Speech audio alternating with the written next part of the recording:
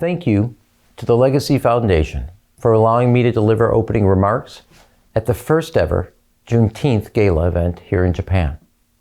As U.S. Ambassador to Japan and as an American citizen, it is important for me to demonstrate my strong personal support for our nation's diversity by recognizing this important day in American history with you. Last June, President Biden signed a law declaring Juneteenth Day of Observation a U.S. federal holiday to commemorate the end of slavery in the United States. Juneteenth, also known as Freedom Day, has been a sacred day in our country for 157 years.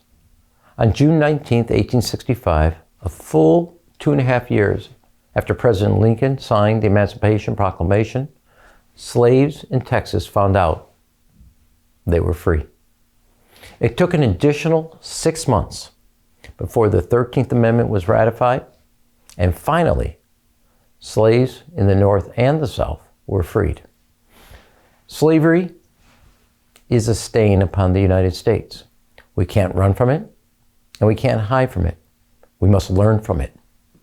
But we can commit to fulfilling the constitutional promise of liberty and equality for all citizens. This is what separates America from other nations. We don't try to ignore or try to rewrite our past.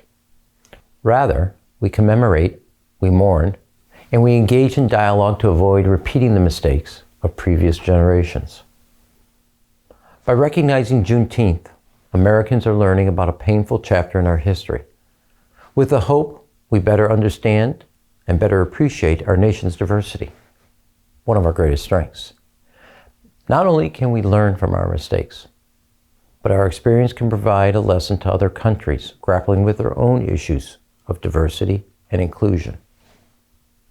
While we have come a long way as a nation, to be honest with ourselves, we still have far to go to ensure all Americans enjoy their constitutional rights, a prerequisite for realizing the American dream.